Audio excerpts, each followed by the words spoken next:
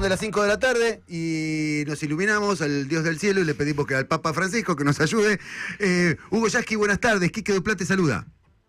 ¿Qué tal, Quique? Buenas tardes. Ahora sí, gracias por atendernos. Gracias por atender. Gracias. Aquí estamos con Manuela Vares Peralta para charlar un poquitito.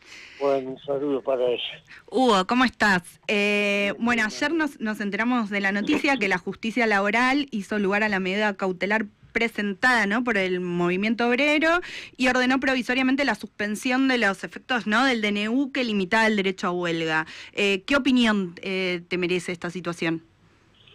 Y me parece que es una resolución esperada, que se ajusta a derecho, porque ustedes recuerden que el gobierno volvió sobre sus propios pasos, había incluido en el DNU la prohibición del derecho a huelga, buscándole la vuelta al tema para decir que limitaba ese derecho. En realidad lo que hacía era prácticamente abortar el derecho de huelga.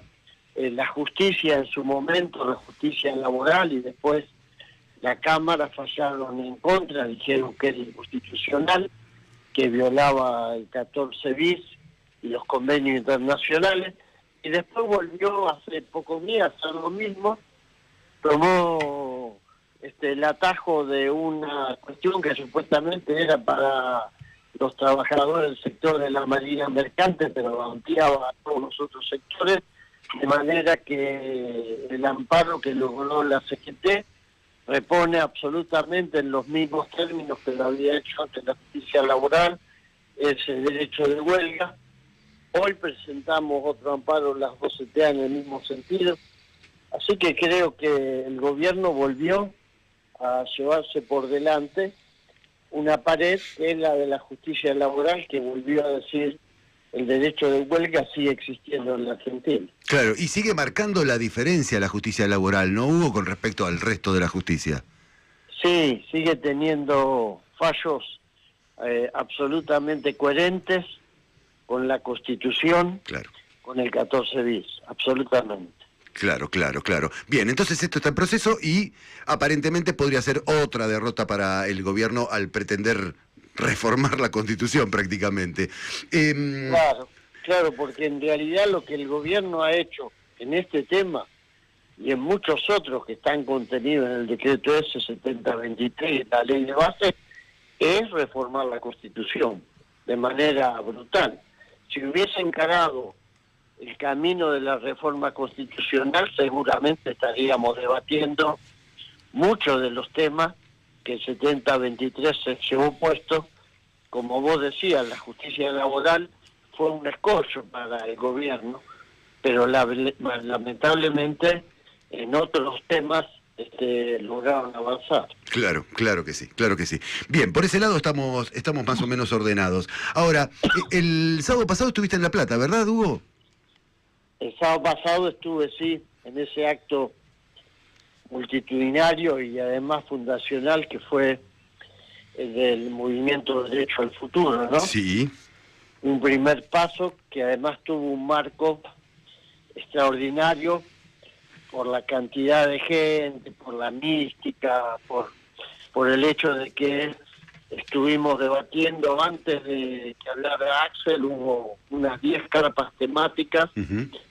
Yo estuve en la de producción y trabajo, ahí hubo representantes de todas las centrales sindicales, de la CGT, de las dos CTA, representantes del empresariado PYME, del cooperativismo, de los pequeños productores agrícolas familiares, un espectro muy amplio, y creo que ese debate que fue horizontal, que tuvo participación de distintos sectores, fue el preámbulo de un acto en el que, bueno, queda claro que el movimiento peronista hoy tiene una nueva expresión y es la que encabeza Axel Kicillof.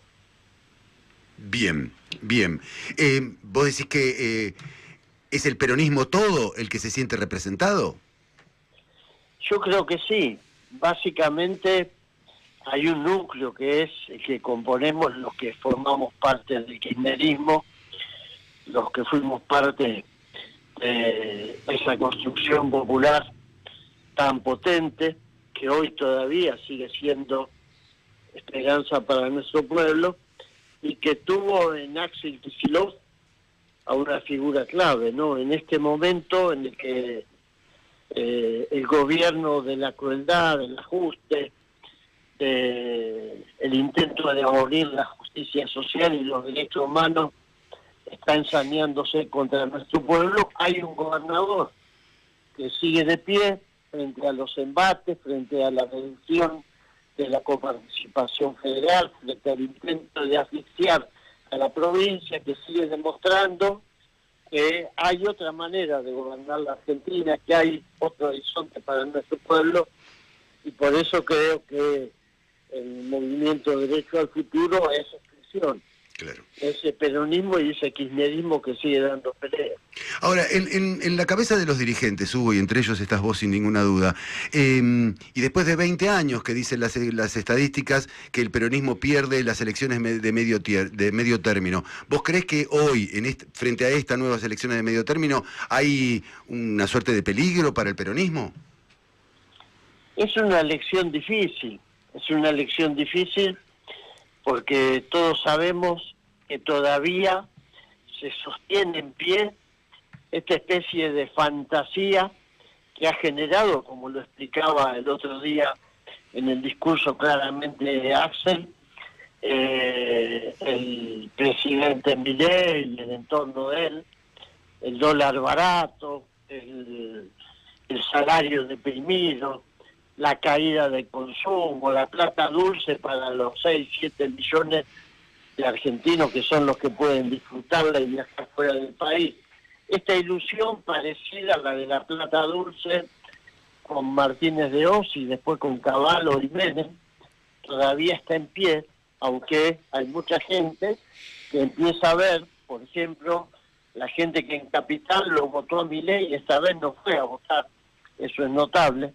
Hay gente que empieza a verle la pata en la sota, pero todavía logran mantener de manera muy forzada una especie de ilusión óptica, y eso hace difícil la elección, más el hecho de que evidentemente los alarma la presencia de Kicillof hasta el punto que, a pesar de todo lo que se dijeron entre el PRO, Macri, la Libertad Avanza, Milei, las barbaridades con que se cruzaron y de todos los agravios que se profirieron recíprocamente, han hecho borrón y cuenta nueva y van a ir juntos, porque saben que Kicillof les puede ganar, porque saben que Kicillof es el que puede marcar el rumbo de salida a esta crisis en la que nos hundieron. Y creo que, bueno, esto hace que va a ser una confrontación dura, la madre de todas las batallas, dicen ellos. Para nosotros va a ser una elección en la que, tras 20 años de haber perdido las elecciones de medio término, tenemos que hacer un esfuerzo enorme para tratar de intentar revertir eso. Yo creo en la provincia de Buenos Aires podemos hacerlo. Bien. Hugo, te consulto, ¿no? Digo, ya hubo 3 paros generales de lo que va el gobierno de Milei. Sabemos que se perdieron muchos puestos de trabajo, tanto en el sector privado como en el sector público, que hay una grave caída del poder adquisitivo de los asalariados, pero, el movimiento obrero organizado ha dado varias batallas, como nombraba Kika al principio, en el terreno de la justicia. O sea, que ha tenido un papel preponderante, ¿no? En este año y pico de gobierno de Milei. ¿Cuál es el rol que vos crees que tiene o que va a tener el movimiento obrero también de cara a las elecciones? Y tiene que jugar un papel fundamental, porque el peronismo sin el protagonismo del movimiento obrero no existe. Y vos fijate que en el acto que hicimos el otro día hubo expresiones de todas las centrales sindicales. Mayoritariamente el movimiento obrero sabe que el gobierno de Milei tiene como objetivo destruir al movimiento sindical. Quieren arrancar de raíz al peronismo de la Argentina, y saben que para poder hacerlo tienen que destruir el núcleo de lo que constituye el peronismo, y es el movimiento obrero. Por eso ellos no soportan que el movimiento obrero siga teniendo hoy derechos, que siga peleando en la calle, que siga pidiendo paritarias libres. Vos fíjate, han prohibido que las paritarias sean libres, porque hablan de la libertad y viva la libertad, carajo, pero la libertad es para los ricos. Cuando un trabajador obtiene una paritaria, se lo pisan, no lo homologan, lo prohíben. Por eso el movimiento obrero sabe que hasta por una cuestión de instinto defensivo tiene que ser parte de esta construcción y de esta batalla electoral que en la provincia de Buenos Aires tiene que tener presencia y movilización de los trabajadores de los distintos gremios. Pero ¿no es un poco ingenuo, Hugo, que alguien con poder, pongamos en este caso el presidente de la Nación, Milei, que pretenda terminar con el peronismo? Esto, digamos, la idea de terminar con el peronismo empezó al otro día que asumió Perón en el 45, Hugo, y no han podido. Sí, es verdad, pero viste, la derecha una y otra vez vuelve sobre lo mismo. Si vos mirás lo que fue el golpe del 76, sí. ¿Qué otra cosa fue que no haya sido el intento de destruir al movimiento peronista y fundamentalmente golpear sobre los trabajadores, sobre la juventud? Lo mismo pasó después, salvando las distancias, con otro gobierno que por derecha vinieron a querer poner al movimiento sindical como el enemigo a enfrentar, ¿no? Es decir, esta demonización del sindicalismo, querer mostrar que el sindicalismo es en realidad una especie de asociación de conspiración para defender privilegios corporativos, todo este discurso que permanentemente trata de incentivar eso otro que para la derecha siempre fue clave, que es mantener la lucha de pobres contra pobres en estado permanente, ¿no? Si convencer al que no tiene convenio o tiene trabajo informal, que lo que a él le falta es culpa del que tiene convenio y tiene trabajo formal. Hugo, te consulto, ¿no? Vos un poco lo habías dicho, el gobierno nacional, bueno, desde la asunción de Javier Milei se ha negado a homologar paritarias, ¿no? Por encima de la inflación proyectada. ¿Vos cuáles crees que son las luchas, ¿no? que tiene por delante el movimiento obrero y dónde va a querer seguir intentando avanzar Milei? Mira, yo creo que tenemos que primero asumir la responsabilidad de conducir y de superar el estado de disgregación de las luchas que en este momento se van dando. Hoy luchan los jubilados, los universitarios, los médicos del Garrahan, la gente de la Salada, los maestros, los gremios que pelean por la paritaria. Hay que unir ese rompecabezas, cada piecita hay que encastrarla con la otra, y ese es el papel de la conducción del movimiento obrero, tanto la CGT como las dos CTA.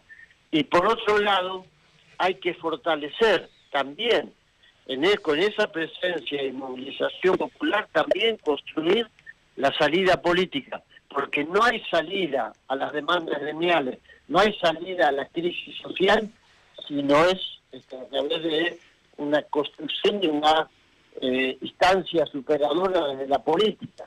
Eso lo decía hace tiempo un dirigente metalúrgico con todas las letras, es decir, la salida para los conflictos gremiales tiene que ver también con construir desde la política. Y vos fíjate, el otro día un ejemplo, lo decía el secretario general del Sindicato de Comercio, él decía, a nivel nacional pactamos paritarias, el gobierno no homologó y no pudimos cobrar el aumento que habíamos pactado con el sector empresario.